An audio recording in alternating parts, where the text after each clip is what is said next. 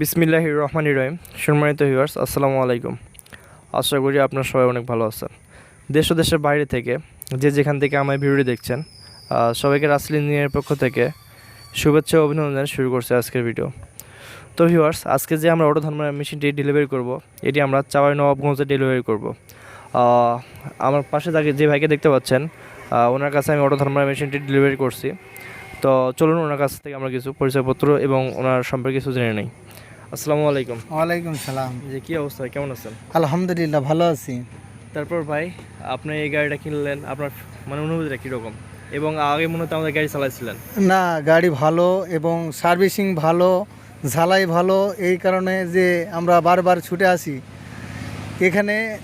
আপনার ঝালাইয়ের কোনো বা সার্ভিসিংয়ের ধান মানে সামনে যায় না, খ্যাটের সাথে ধানটা যায় না, আবার গুদার মধ্যেও ধানটা যায় না, এবং গাড়িটা টিকসই, রঙটাও ভালো থাকে।